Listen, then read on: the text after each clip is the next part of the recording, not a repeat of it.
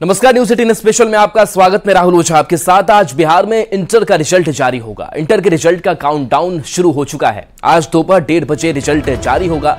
सूत्रों के हवाले से खबर है कि इंटर रिजल्ट में इस बार भी बेटियों का दबदबा रहेगा। सूत्र बता रहे हैं कि टॉप 10 में सर्वाधिक छात्राओं ने जगह बनाई है। इस बार पिछले साल से रिजल्ट बेहतर होगा। सफल छात्रों के प्रतिशत में भी इजाफा होगा। पिछले साल 83.7% परीक्षार्थी पास हुए थे। इंटर के रिजल्ट का छात्र बेसब्री से इंतजार कर रहे हैं। आप सबसे पहले न्यूज 18 पर रिजल्ट देख सकते हैं। news18bihar.com पर आप सबसे पहले रिजल्ट देख सकते हैं। बता दें कि बिहार बोर्ड 12वीं की परीक्षा इस साल 1 फरवरी से 12 फरवरी तक आयोजित की गई थी, जिसमें 13,04,352 छात्रों ने परीक्षा में हिस्सा लिया था। इसमें छात्रों की संख्या 6,77,921 है, तो छात्राओं की संख्या 6,26,431 रही थी। इन छात्राओं को अपने परीक्षा फल का इंतजार काफी समय से था और ये इंतजार आज खत्म होने जा रहा है।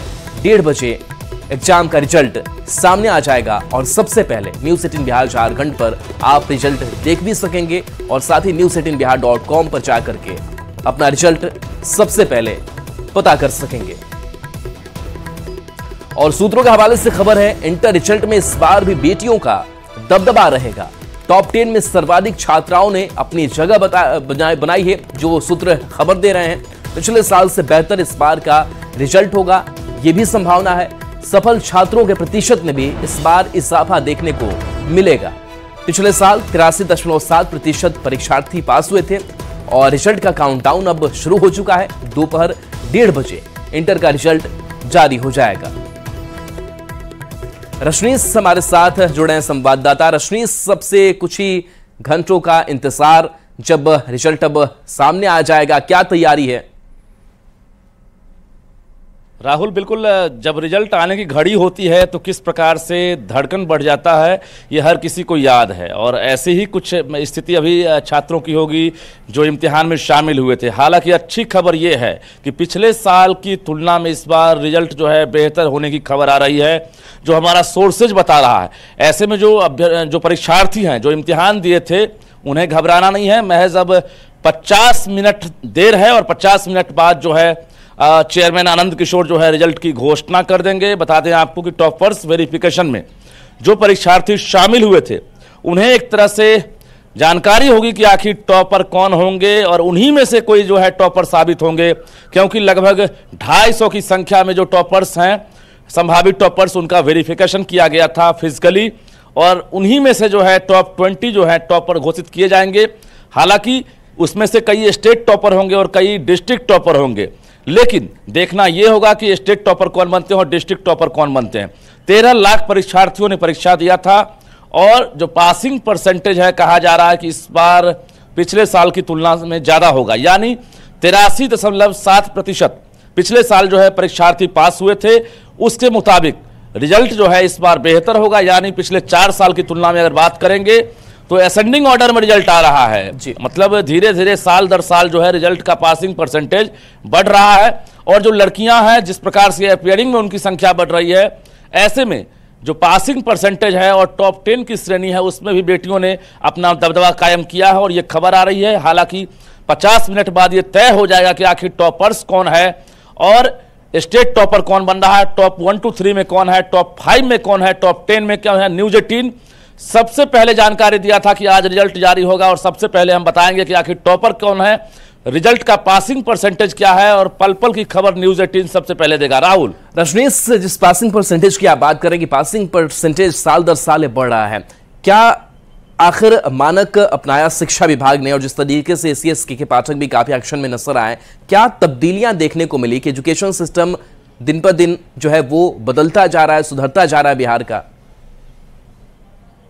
देखिए, बिल्कुल आपने सही सवाल किया है और एसीएस के पाठक का इसमें हम जिक्र करना चाहेंगे भी, क्योंकि जब से उन्होंने कार्यभार संभाला है, ऐसे में स्कूलों में जो उपस्थिति है उसमें लगातार इजाफा देखने को मिल रहा है। कई ऐसे स्कूल हैं जहां पर 25% और 30% बच्चे आते थे, वो स्कूल आते ही नहीं थे। यानी रजिस्ट्रेशन कराने के बाद और फॉर्म भराने से उन्हें मतलब होता था, कोचिंग के सहारे बच्चे जो है इम्तिहान देते थे।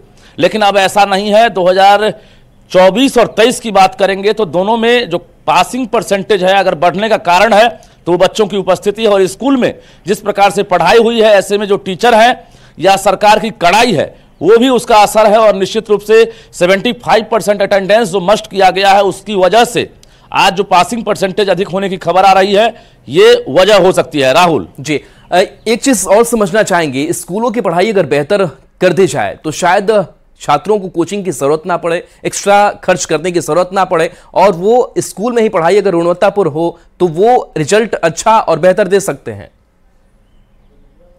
देखिए, क्वालिटी एजुकेशन को लेकर कई स्टेप सरकार ने उठाई है, लेकिन स्टेप उठाने के साथ साथ उसे अमली जामा पहुंचाना जो है काफ़ी चुनौती है।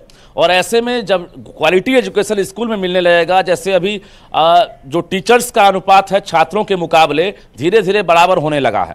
टीचर्स की अगर संख्या अगर बराबर हो जाएगी, विषयवार टीचर बहाल पूरी तरह से हो जाएंगे, बच्चों की उपस्थिति बढ़ जाएगी, क्वालिटी एजुकेशन मिलने लगेगा, तो निश्चित रूप से वो दौर आएगा। और वो दौर भी देखने को मिलेगा जब बच्चे बिना कोचिंग के ही स्कूल के सहारे टॉप करेंगे, फर्स्ट करेंगे और स्कूल से कहीं ना कहीं जो है एक तरह से अच्छे मार्क्स के साथ बाहर निकलेंगे। राहुल जी, कुछ ऐसे विद्यालयों की बात करें जो खास विद्यालय हैं, चाहे वो नवोदय विद्यालय हो, सिमुलतला विद्यालय हो, यहाँ के छात्र भी बाजी मारते हुए नजर आते हैं। लेकिन इसी तरीके की गुणवत्तापूर्ण अगर पढ़ाई बाकी जगहों पर, बाकी कॉलेजों में भी हो तो स्थिति और बेहतर हो पाएंगी। तो क्या लगता है कि जो बाकी कॉलेजेस हैं वो इससे कितना अभी भी अलग है, या फिर उनको और उस मानक पर पहुंचने की जरूरत है? देखिए, सिमुलतला आवासीय विद्यालय का अगर इतिहास कहेंगे तो काफ़ी बेहतर रहा है, चाहे वो मैट्रिक की बात करेंगे, इंटर की बात करेंगे। लेकिन पिछले 3 साल से अगर देखा जाए तो डिसेंडिंग ऑर्डर में है और उसकी स्थिति बहुत बेहतर नहीं है। चाहे वो टीचर्स की बात करेंगे, बच्चों की बात करेंगे या कंपटीशन की बात करेंगे, वहां पर दाखिला लेने की होड़ लगी रहती थी। धीरे धीरे सिमुलतला की स्थिति खराब है और सरकार को इस पर जो है एक तरह से गंभीर होना पड़ेगा, क्योंकि सिमुलतला का जो टॉप 10 जो बच्चे होते थे सबसे ज्यादा होते थे। लेकिन पिछले 3 साल से हम अगर आंकड़ों की बात करेंगे, सिमुलतला के जो बच्चे हैं वो सर्वाधिक नहीं होते हैं। हालांकि अगर टॉप 5 में कहेंगे तो 2-3 बच्चे जरूर शामिल होते हैं, लेकिन अब वो दौर निकल गया कि टॉप 10 में सर्वाधिक जो है सिमुलतला के बच्चे होते थे। तो कहीं ना कहीं सरकार को विकल्प निकालना होगा और गंभीर होना पड़ेगा कि आखिर वैसे स्कूल जो कभी एक तरह से मॉडल हुआ करते थे और छात्रों के लिए एक तरह से वहां दाखिला लेना चुनौती होता था, लेकिन आज के दौर में ऐसी स्थिति नहीं है। और क्वालिटी एजुकेशन जो सरकार सपना देख रही है वो साकार अगर हो जाए तो निश्चित रूप से रिजल्ट जो है बेहतर होगा और बच्चे जो है क्वालिटी एजुकेशन के साथ पास करेंगे, ना कि जो एक तरह से नंबर लाने की होड़ है वो रहे। राहुल, चलिए रजनीश, सब थोड़ा इस अपडेट पर बात कर लेते हैं कि रिजल्ट आज सामने आने वाला है। क्या के पाठक उस रिजल्ट को प्रकाशित करते वक्त, जारी करते वक्त तो वो मौजूद रहेंगे या फिर आनंद किशोर ही मौजूद रहेंगे? क्या तैयारियां हैं बोर्ड की तरफ से?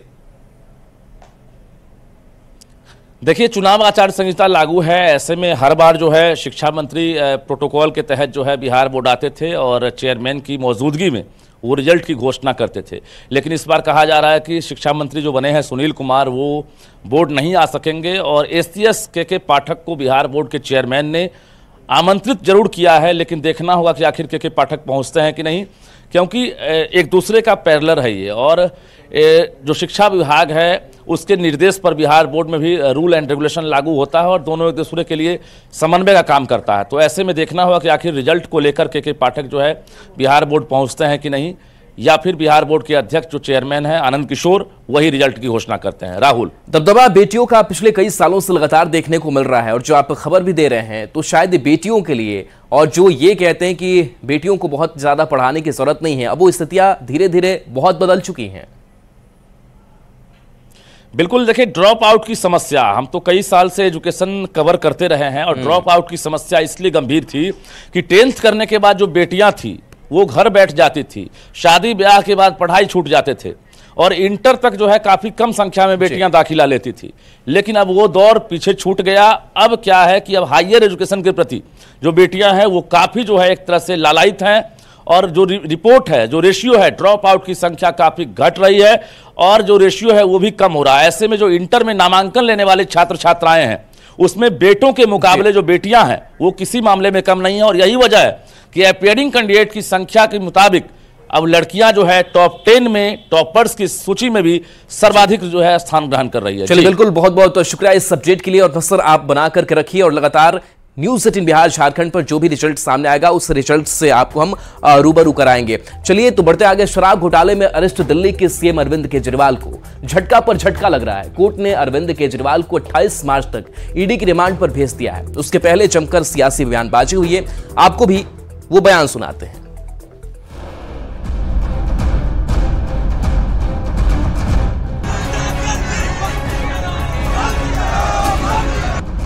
शराब घोटाला केस में दिल्ली के सीएम अरविंद केजरीवाल को ईडी ने दिल्ली के राउज एवेन्यू कोर्ट में पेश किया।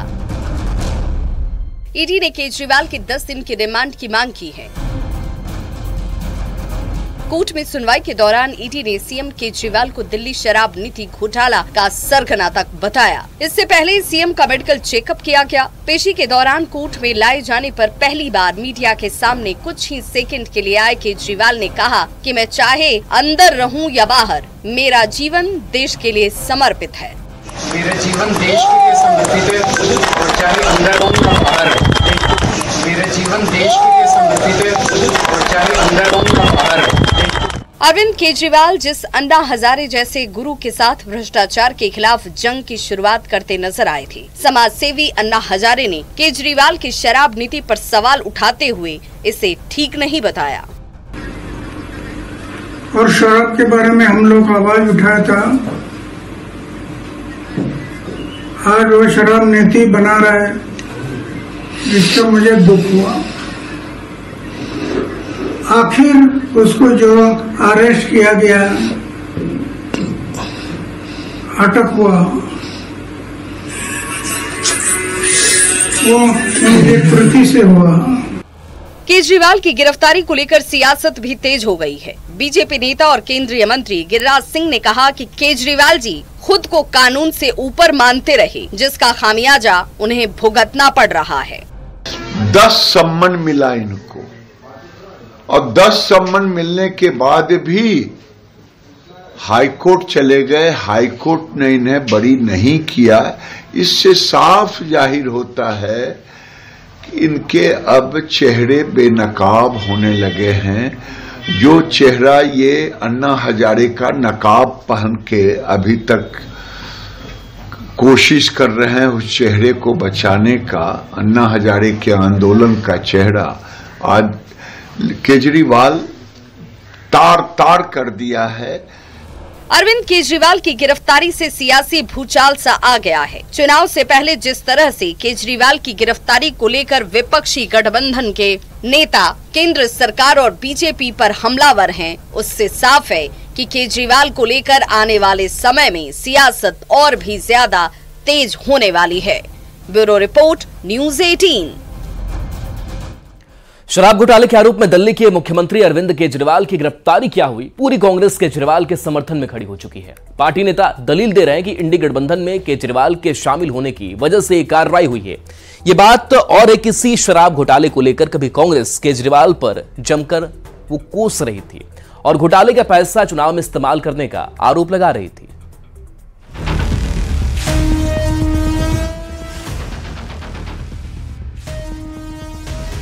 दिल्ली के मुख्यमंत्री अरविंद केजरीवाल शराब घोटाले के मामले में गिरफ्तार कर लिए गए, जिसका आम आदमी पार्टी विरोध कर रही है, जिसमें पार्टी को कांग्रेस का भरपूर साथ मिल रहा है।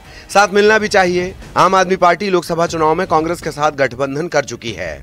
वो वक्त और था जब यही कांग्रेस केजरीवाल और आम आदमी पार्टी पर उसी शराब घोटाले के आरोप लगा रही थी, जिस मामले में केजरीवाल जेल गए हैं। गोवा के चुनाव में इसी शराब घोटाले के पैसे का इस्तेमाल करने का आरोप लगाया गया था। तब की बात और थी, उस वक्त दोनों का गठबंधन नहीं था। अब की बात और है। इस बार बीजेपी को हराने के लिए दोनों पार्टियां एकजुट हैं, लिहाजा विरोध का हक तो बनता है। इतिहास में पहली बार हुआ है कि 2 सिटिंग चीफ मिनिस्टर्स को जेल भेजा गया। हेमंत सोरेन जी पर दबाव था कि आप भाजपा में आ जाइए, केस खत्म कर देंगे जैसे दूसरों के हो गए। अरविंद केजरीवाल जी, उनका कसूर इतना था कि उन्होंने उनके नोटिस मिल जाने पर वो हाजिर नहीं हुए, उनको गिरफ्तार कर लिया गया। ये पूरे तरीके से विपक्ष को उनका कसूर भी यही था कि वो इंडिया अलायंस पार्टनर हो गए हैं और कांग्रेस और आम आदमी पार्टी दिल्ली में मिलकर चुनाव लड़ रही है। अब जब कांग्रेस केजरीवाल की गिरफ्तारी का विरोध कर रही है तो बीजेपी का केजरीवाल के साथ कांग्रेस पर भी पलटवार लाजमी है। जैसे कांग्रेस को हक है विरोध का, उसी तरह बीजेपी को भी सत्ता के लिए सभी भ्रष्टाचारियों का एक नाव पर सवार होने का आरोप लगाना बनता है। आप दुर्भाग्य के साथ देखो, जिनके दो मंत्री 1.5 साल से हवालात में बंद है, 21 नेता जिसके बंद है, 9 बार अलग अलग सम्मन भेजे गए, पुलिस के बुलावे आ रहे हैं, लेकिन ये कांग्रेस पार्टी के सहयोगी दिल्ली के मुख्यमंत्री, शर्म आना चाहिए जिनका 100 करोड़ की दलाली में सीधा नाम है, वो इतने मोटी चमड़ी के मंत्री भी जेल में बंद और मुख्यमंत्री भी बंद, लेकिन इस्तीफा नहीं दे रहे हैं। ये दुर्भाग्य की बात है। शराब घोटाले के आरोप में जेल गए केजरीवाल के साथ पूरी कांग्रेस एकजुट खड़ी है। क्या दिग्विजय सिंह, क्या जीतू पटवारी, सभी एक स्वर में आवाज उठा रहे हैं। कांग्रेस को बखूबी मालूम है कि अब तो चुनावी गठबंधन हो चुका है, लिहाजा जितना नुकसान आम आदमी पार्टी को होगा, उससे कहीं ज्यादा नुकसान कांग्रेस को पूरे देश में झेलना पड़ेगा। Bureau report, news 18।